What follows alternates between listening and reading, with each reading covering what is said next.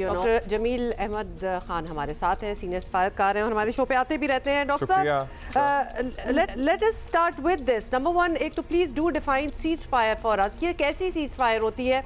ये हम अपने हर एनालिस्ट से पूछते हैं कि सीज फायर के दौरान भी छोटी छोटी फायरिंग चल रही होती है। So this is really the onus is on you as an individual कि आप इसको कितना एस्केलेट करने देंगे या नहीं, बिकॉज फायरिंग तो चल ही रही है। ये क्या सीज फायर हुआ? जी हाँ, सीज फायर का मतलब यही है कि फायर को सीज कर दिया जाए, यानी फायर को खत्म कर दिया जाए, यानी लड़ाई को खत्म कर दिया जाए। और अगर उसमें कोई वायलेशन होती है तो फिर जाहिर है उसका वही डिप्लोमेटिक तरीकाकार है।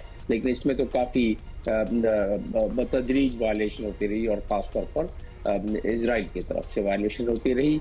और वो ईरान ने उस सीज फायर के जो एग्रीमेंट था उसमें कलीदी नुक्ता रखा था कि cease fire on all fronts. उसमें कुछ देर के लिए तातुल भी आया था, लेकिन बाद में वो डील साइन हो गई थी।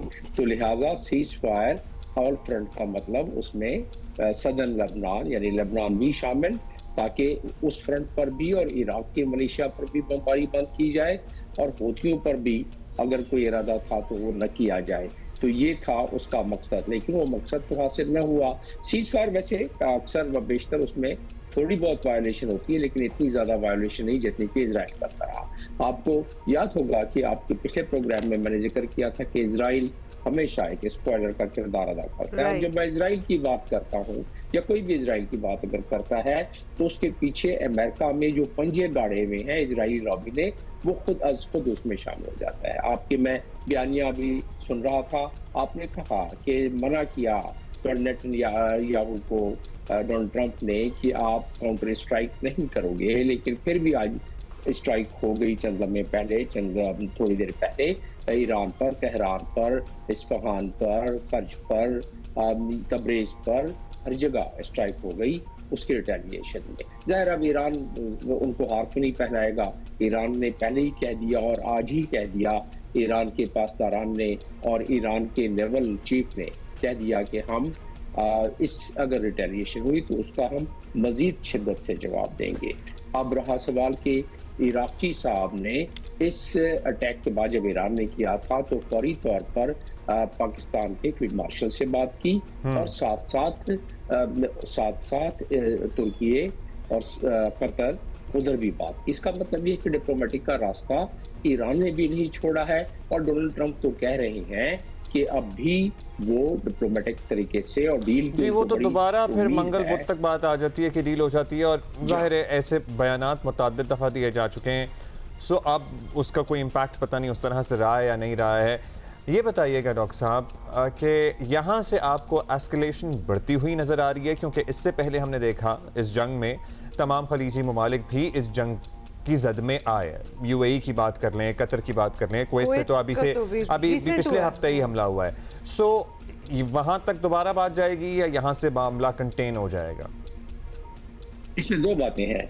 एक तो ये है कि ईरान ने अपने आप को काफ़ी मुस्तहकम कर लिया है इस इस्तफार के दौरान, और उससे पहले भी जिस तरह के दावे करते रहे किए गए हैं ईरान के लिए कि उनके तमाम के तमाम हमने ये जो उनकी एक हैसियत थी अटैक करने की, उसमें हमने हर चीज़ को तबाह कर दिया। डोनाल्ड ट्रंप जिस तरह करते रहे, लेकिन ईरान जितनी इंडिपेंडेंट एनालिस्ट हैं वो कहते हैं कि 80% 85% ईरान की कैपेबिलिटी बाकी। इसका मतलब क्या हुआ कि ईरान ने जो धमकी दी है कि अगर आपने हम पर अटैक किया और आपने अगर हम पर जंग जारी रखी तो इस मरतबा जंग वो लिमिटेड नहीं रहेगी बल्कि एक्सपेंड कर जाएगी यहाँ खलीजी ममालिक से भी आगे।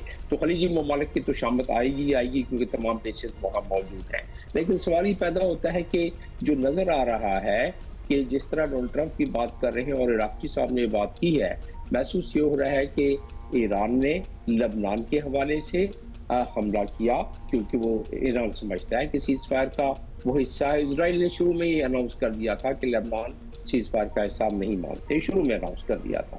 तो बहरहाल ईरान ने अटैक किया इस मरतबा, और ईरान ने कह के, ईरान ने बता के, ईरान ने बिल्कुल वार्न किया था कि अगर आपने 55 के करीब उन्होंने गाँव को और शहरों को तबाह करके वहाँ लाखों की तादाद में बेघर कर दिया लेबनान में लोगों को, तो ईरान वार्न करता रहा और डॉक्टर जमील, उसके बाद फिर ईरान, लेबनान और इजराइल की टॉक्स भी यूएस में हुई और वो सीज फायर वाला माहौल जो था वो बना, और हेंस यूएस ईरान जो सीज फायर चला वो उसके बाद ही शुरू हुआ और then it stayed for a while, और बीच में वायलेशंस होती रही, लेबनान में भी होती रही और बाकी हम सब कुछ देख ही रहे हैं। लेकिन अब where does it all stand, क्योंकि सीज फायर का मतलब होता है कि इतना सीज फायर कर दो कि चांस मिले उन टॉक्स को, उस डिप्लोमेसी को, ताकि वो आगे बढ़ के कोई हल निकले, कोई सोल्यूशन निकले।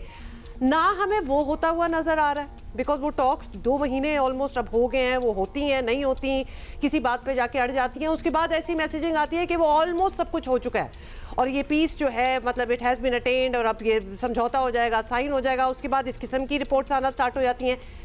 Actual on the ground reality क्या है? Are we closer to a deal और we are actually going inching back to a full on war? If we understand what Iraq is saying, and if we try and interpret what Netanyahu or what Donald Trump is saying, then obviously peace is the only solution. And as they say, it's a matter of days. You know, every time we talk, it's a matter of days. But now it's Donald Trump is again saying it's a matter of days.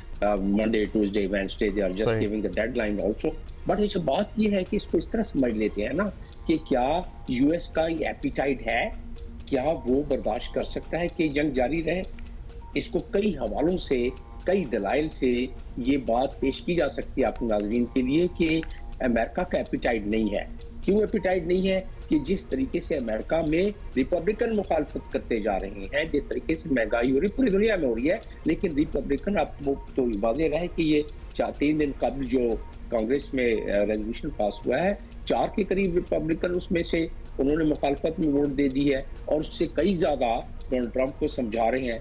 फिर जिस तरीके से mid term election की मैं पहले भी और सब लोग बात करते रहे हैं, तो अमेरिका का एपिटाइट नहीं है कि वो जंग में घुस जाए दोबारा, और क्योंकि पहले उसने काफ़ी सफ़र किया इस मामले में और अब ईरान बिल्कुल तैयार है। बल्कि अगर लैरी जॉनसन की देखा जाए, वो कि मैं उसको ज़ाहिर है एक कंक्लूसिव एविडेंस तो नहीं समझूंगा, लैरी जॉनसन के मुताबिक, और वो अपने सोर्स सीआईए का बहुत बड़ा वो रहा है और अपने सोर्स कोट करता है कि ईरान बिल्कुल वो न्यूक अपना तैयार करके बैठा हुआ है। तो अगर ऐसी बात है तो फिर तो हर तरफ खामोशी हो जाएगी इसके बाद। लेकिन आ जाते हैं इस स्ट्राइक पर, जो अभी स्ट्राइक की हम बात कर रहे हैं। ईरान ने इजराइल पे स्ट्राइक किया, इजराइल ने ईरान पे स्ट्राइक कर दिया।